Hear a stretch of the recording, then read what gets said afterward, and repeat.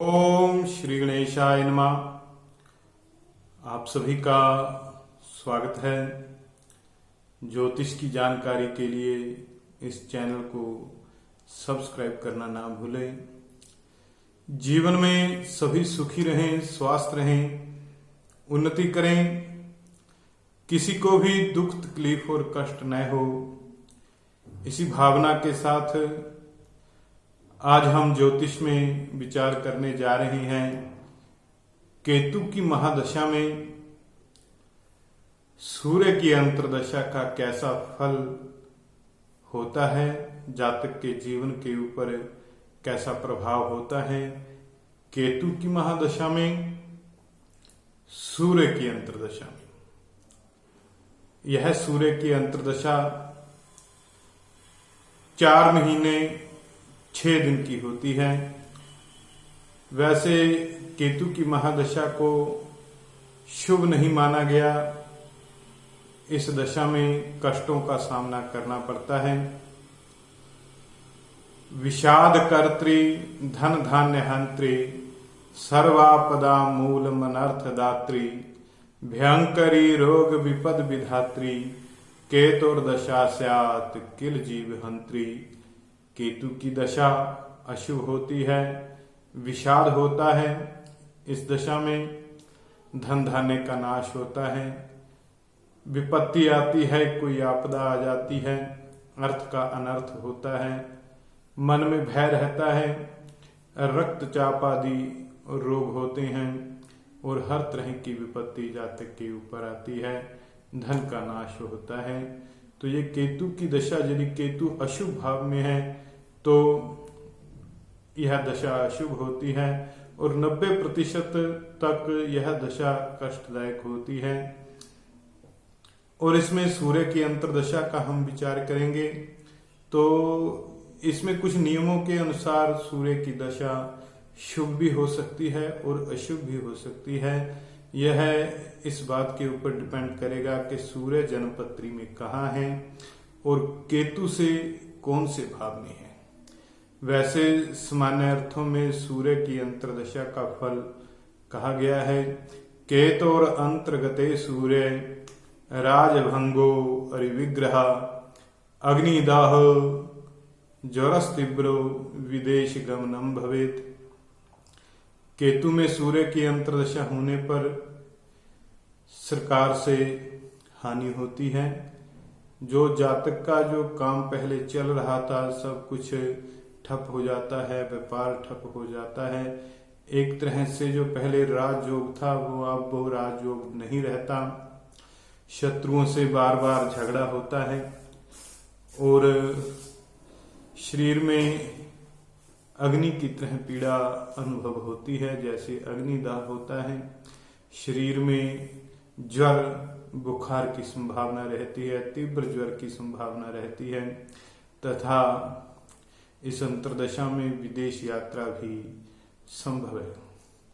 आइए विचार करते हैं कि सूर्य अंतर्दशा में शुभ और अशुभ फल कब और किस परिस्थिति में देगा। यदि केतु की अंतर्दशा में, केतु की महादशा में सूर्य की अंतर्दशा में हमने यह देखना है कि सूर्य कैसा फल देगा, तो उसके लिए इस प्रकार देखेंगे। यदि कुंडली में सूर्य अपनी उच्च राशि में है, अपनी राशि में होकर केंद्र में बैठा है, त्रिकोण में बैठा है या लाभ स्थान में बैठा है और शुभ ग्रह से देखा जा रहा है, तो ऐसी अवस्था में सूर्य की अंतर्दशा जो है वो धन धान्य का लाभ देने वाली है। सरकार से लाभ होता है और जातक वैभव संपन्न हो जाता है और शुभ कार्य करता है, सुख की प्राप्ति होती है और मनोकामना की पूर्ति होती है। यदि केतु से सूर्य केंद्र में है, त्रिकोण में है, लाभ स्थान में है या केतु से दूसरे भाव में सूर्य है, ऐसी अवस्था में जातक को शारीरिक सुख प्राप्त होता है, धन लाभ होता है, पुत्र की प्राप्ति होती है, संतान की प्राप्ति होती है, मन में दृढ़ता होती है और यात्रा का योग बनता है। ऐसा जातक अपने ग्राम में यदि कोई चुनाव लड़ता है तो उसमें जीत भी जाता है, ग्राम का प्रमुख ऐसा जातक बनता है। यदि सूर्य कुंडली में छठे, 8वें या 12वें भाव में है और किसी पाप ग्रह से युति कर रहा है तो ऐसी अवस्था में जातक को सरकार से भय रहता है, किसी प्रकार का सरकार से जुर्माना लग सकता है, राज भय रहता है, माता पिता से किसी एक से वियोग हो सकता है या माता पिता से वियोग हो सकता है, विदेश यात्रा होती है और चोर आदि से भय रहता है, किसी प्रकार के धन की चोरी हो सकती है और सर्प और जहर से पीड़ा की संभावना रहती है, फूड पॉइजन आदि दिक्कतें जातक को हो सकती हैं। इस स्थिति में सूर्य होने पर जातक का अपने मित्रों से झगड़ा होता है, बार बार कलह होता है, धन के लेन देन को लेकर या किसी अन्य बात के लिए अपने मित्रों से झगड़ा होता है, सरकार से जुर्माना लगता है और धन का नाश होता है, कर्जा जो है असहनीय स्थिति में हो जाता है, जातक को शोक होता है, मन में शोक रहता है, रोग से पीड़ा होती है और रक्तचाप, ब्लड प्रेशर आदि की स्थिति बनती है और पित्त की वजह से शरीर में बुखार या ज्वर होता है, जिसे गर्मी के कारण शरीर में ज्वर कह सकते हैं और अपने बुजुर्गों से भी जातक का कलह हो सकता है।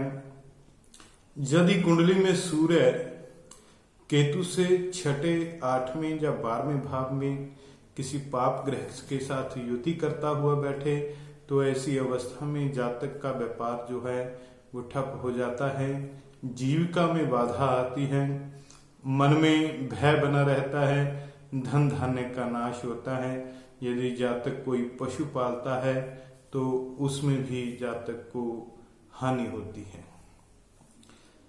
इस समय अंतर्दशा के शुरू तथा मध्य में जातक को महाक्लेश का सामना करना पड़ता है। अंतर्दशा के शुरू में, मध्य में जातक को कष्टों का सामना करना पड़ता है। लगभग जब यह अंतर्दशा शुरू होती है तो पहले 80 दिन जो हैं जातक के लिए ठीक नहीं रहते, कष्टदायक रहते हैं। उसके बाद के जो 40 के लगभग दिन हैं वो जातक सुखपूर्वक बिताता है। यदि कुंडली में सूर्य मार्केश हो, दूसरे भाव का स्वामी हो, सप्तम भाव का स्वामी हो, ऐसी अवस्था में जातक के ऊपर महाकष्ट आ सकता है और अकाल मृत्यु का भय इस स्थिति में रहता है। उपाय के लिए जातक को महामृत्युंजय का जप करवाना चाहिए और स्वर्ण निर्मित गाय का दान करना चाहिए। 7 रविवार लाल गाय को हरा चारा देना चाहिए और सूर्य के स्तोत्र का पाठ करना चाहिए। अब आगे हम विचार करेंगे केतु की महादशा में, सूर्य की अंतर्दशा में भिन्न भिन्न ग्रहों का प्रत्यंतर का क्या फल रहता है। तो उसमें केतु की जब महादशा हो, सूर्य की अंतर्दशा हो, तो सबसे पहला प्रत्यंतर सूर्य का ही होता है। यह प्रत्यंतर 6 दिन और 7 घंटे तक रहता है।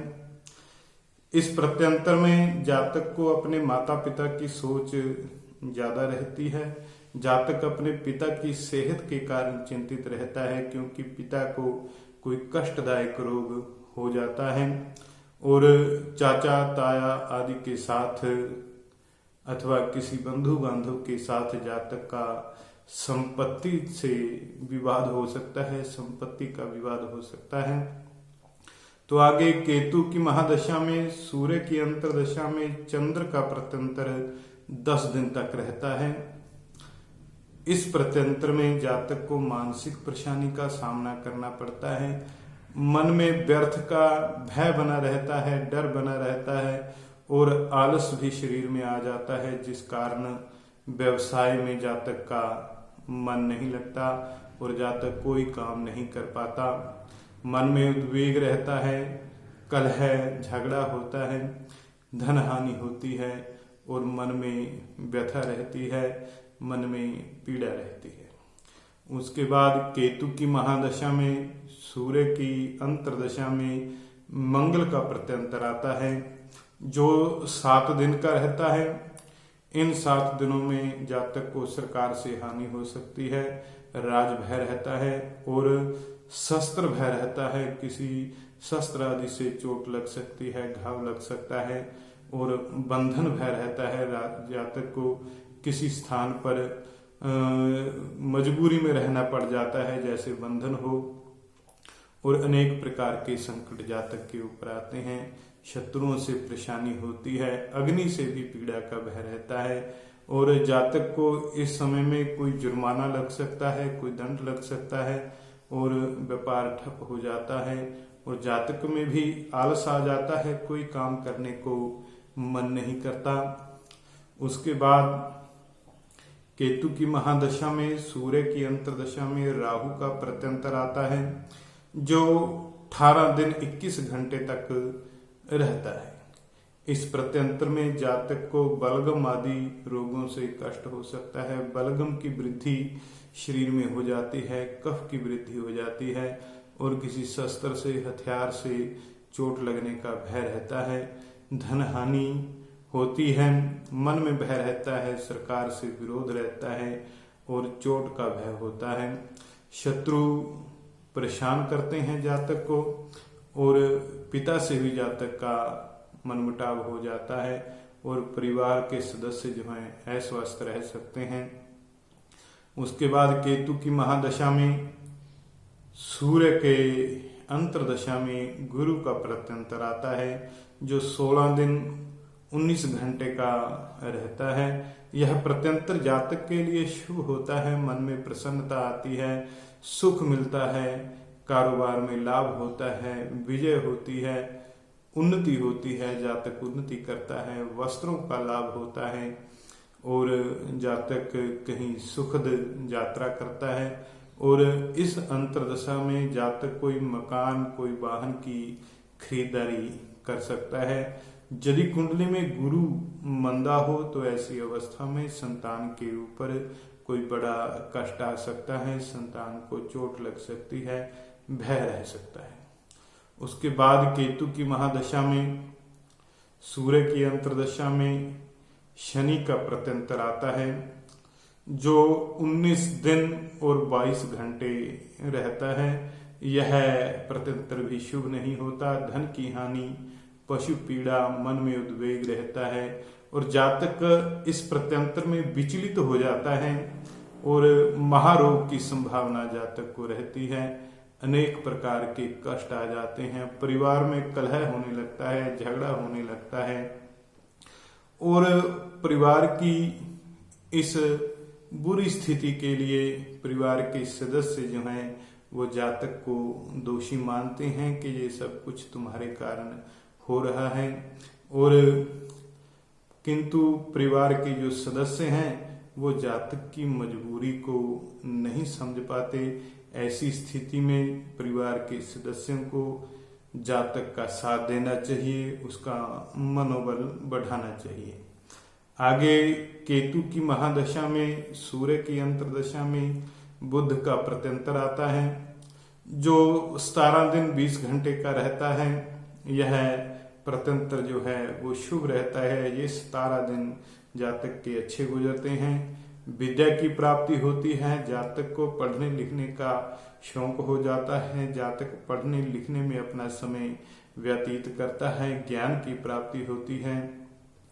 बंधु बांधवों के साथ जातक का मिलना होता है और ऐसी स्थिति में इस प्रत्यंतर में जातक को पढ़ने लिखने के काम से भी लाभ होता है और ऐसा जातक इस प्रत्यंतर में धार्मिक कार्य भी करता है। उसके बाद केतु की महादशा में सूर्य के अंतर्दशा में केतु का प्रत्यंतर आता है, जो 7 दिन और 8 घंटे रहता है। यह प्रत्यंतर शुभ नहीं होता, शरीर पर कष्ट की संभावना रहती है और प्राणों को भय होता है, प्राण भय होता है और इस प्रत्यंतर में जातक को कोई बड़ी हानि हो सकती है, सरकार से भी नुकसान होता है और जातक की व्यर्थ ही दूसरों से शत्रुता हो जाती है। शत्रु के साथ जातक का वाद विवाद होता है और चोरी का भय रहता है। जातक की किसी वस्तु की, धन की चोरी हो सकती है या जातक के साथ कोई ठगी हो सकती है। उसके बाद केतु की महादशा में, सूर्य की अंतरदशा में जो सबसे लास्ट प्रत्यंतर आता है वो शुक्र का प्रत्यंतर आता है जो 21 दिन का होता है। यह समय जातक के लिए शुभ होता है, बहुत ज्यादा शुभ में नहीं कह सकते, सामान्य शुभ होता है और व्यवसाय में कुछ लाभ होता है किंतु वो भी अल्प लाभ होता है। इतना लाभ नहीं होता कि जातक के सभी कर्जे उतर जाएं, सभी दुख दूर हो जाएं, किंतु यह प्रत्यंतर अच्छा रहता है जातक के लिए, उसे थोड़ा सुख मिलता है। अगर शुक्र मंदा है तो ऐसी अवस्था में पत्नी को कष्ट हो सकता है, पत्नी से वियोग हो सकता है, पत्नी से कलह हो सकता है। तो ये है केतु की महादशा में शुक्र की अंतरदशा का फल। सूर्य की अंतरदशा का फल और सूर्य में भी शुक्र का प्रत्यंतर का फल। ज्योतिष संबंधी किसी भी प्रकार की जानकारी के लिए आप मुझसे संपर्क कर सकते हैं। नीचे डिस्क्रिप्शन में मेरा नंबर दिया गया है। जय श्री कृष्णा, जय श्री राम।